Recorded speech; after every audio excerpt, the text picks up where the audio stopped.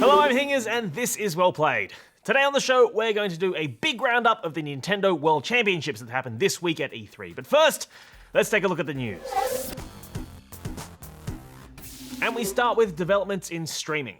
On Saturday, YouTube announced via their blog that this summer they will launch YouTube Gaming, a dedicated live streaming service for creators and consumers of video game content.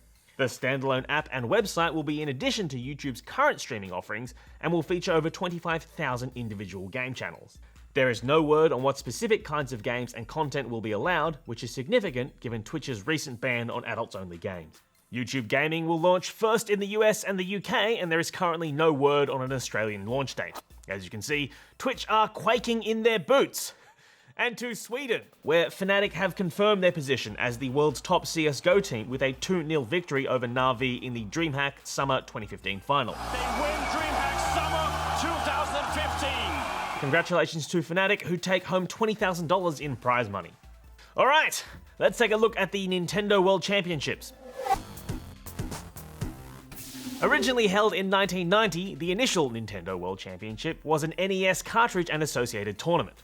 It toured 29 cities across the United States and featured Super Mario Bros., Rad Racer, and Tetris. The winners took home a $10,000 US savings bond, a new 1990 Geo Metro convertible, a 40-inch rear projection TV, and a gold-plated Mario trophy. The prize was a government bond? Just when you thought the early 90s couldn't get any dorkier. So earlier this year, Nintendo announced they would be reforming the Nintendo World Championships, with the finals being held at E3 on Monday morning Australian time. To qualify for the finals, you had to either be one of 8 people specifically invited by Nintendo, and these were mostly speedrunners and YouTubers, or you had to qualify at one of only 8 participating Best Buy stores. That's 8 places in the entire world, and as you might have guessed, they were all in the US. So unless you live near the relevant Best Buy in Dallas, Doral, Long Island, Maple Grove, San Francisco, Schaumburg, Tacoma, or Torrance, your ability to qualify for this World Championship was severely hampered. And just say you did happen to live near one of those places and managed to get to the store while they were running the promotion, players competed in 3 rounds of Ultimate NES Remix on the 3DS.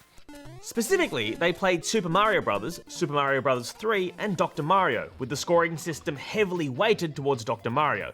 Which is odd, because of the 3 games, Dr. Mario is the game with the biggest element of random chance in it. So fast forward to earlier this week at E3. The 16 finalists compete in 5 rounds of games with an elimination bracket between each round. The first round was Splatoon, Nintendo's recent tactical third-person shooter. Players were randomly assigned into teams of 4 and played best of 3 rounds. From that, 4 players had to compete in the first elimination round, which was a speed run through the first dungeon in Legend of Zelda. Incredible! Round 2 was a chance for Nintendo to debut a new title, Blast Ball, a kind of futuristic soccer-style game where instead of kicking the ball, you sort of shoot it with a blaster while trying to avoid getting hit by the ball because it does damage on contact. See you later. Teams of 3, first to 3 goals, and it became apparent midway through the game that not only had the audience not seen this game before, but the players and commentators also had very little knowledge of the game. As at one point, the ball turned into molten lava, and then this happened. Well, I have no idea What's what with is the lava going on ball? here. It looks like it's creating like an aerial effect. Then there was another elimination round. This time the game was Super Metroid, and the players raced to beat the final boss Mother Brain and escape. Look at that! Round 3 saw players compete in Mario Kart 8. The remaining 8 finalists competed across 3 races, this time with the bottom 5 being forced into an elimination bracket of Nintendo's 1985 title Balloon Fight. You get points still just by staying alive. Yeah. The last 4 remaining finalists were Cosmo, Trihex, Mad Mage, and John Numbers, 2 invited players and 2 from the open qualifiers, all of whom were to compete in Super Smash Bros. Wii U. The all-in brawl allowed for players to play any character, and items were left on, first on Town and City and then on Dreamland 64, after which Trihex and Mad Mage were sent home and Cosmo and John Numbers went through to the final round. Which was the newly renamed Super Mario Maker! The boffins in the Nintendo Treehouse had made 3 insanely difficult levels from the upcoming side-scrolling level editor, and the 2 finalists had to navigate the previously unseen maps as quickly as possible. After 3 maps, John Numbers emerged victorious. He was awarded a golden Mario trophy for his troubles and was crowned the 2015 Nintendo World Champion. John Numbers, your champion! Congratulations to John Numbers. Alright, so that is our report on the Nintendo World Championship, but I have some other thoughts on the tournament. The thing is, they're technically opinion, and ABC editorial policy demands I judiciously separate them from general reporting so no one gets confused. This whole tournament fascinates me on every level, because it seems to me to perfectly illustrate Nintendo's philosophy behind game design and therefore its attitude towards esports. The Nintendo World Championship was geared towards fun over competition. For example, by including Dr. Mario in the qualifiers, Nintendo assured that contestants couldn't just memorize complex inputs ad infinitum and replicate them on game day. Then, once people were at the finals, by debuting unseen games, randomly assigning teams and not letting all the players know the content they would be playing before the show, the Nintendo World Championship was exciting, but it would have been impossible to effectively prepare for. All the contestants at the NWC were obviously very good at Nintendo games, but as a way of determining who was the best Nintendo gamer in the world, the Nintendo World Championship was not really an effective sorting tool.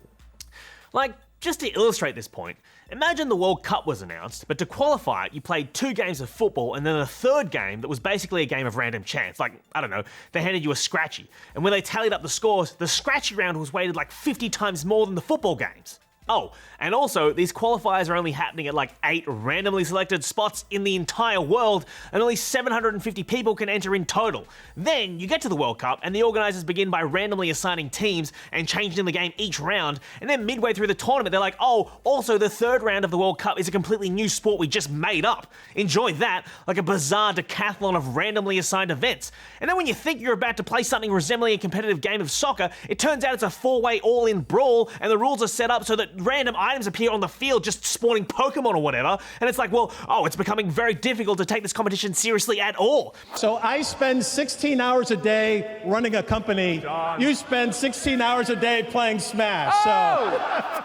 And only if you're like one of the last 2 people in the tournament do you actually get to play the thing you've actually trained for. But also, you didn't know that was going to happen, and you spent the whole tournament doing other stuff, so you're not even in the right mindset. I mean, look, that would be a very fun football tournament to watch, but it's not the World Cup. And you can call the winner the World Championship, but that tournament is so random and chaotic, there is not really a necessary relationship between being the World Champion and being the best player in the world. In fact, it seems to me that this was never really about finding the Nintendo World Champion. It was predominantly a marketing exercise for Nintendo's E3 presentation that made some use of some very earnest and very talented gamers. And they probably knew that going in, so I'm not suggesting that anyone was exploited or anything underhanded happened, and it certainly was a lot of fun to watch, but it wasn't really competitive in a fair sense. And that, to me, is at the heart of Nintendo's game design. Anyway, let us know what you think. Were you enthralled by it all? That's all for this week. Until next time, GGWP. Hingers out! Okay,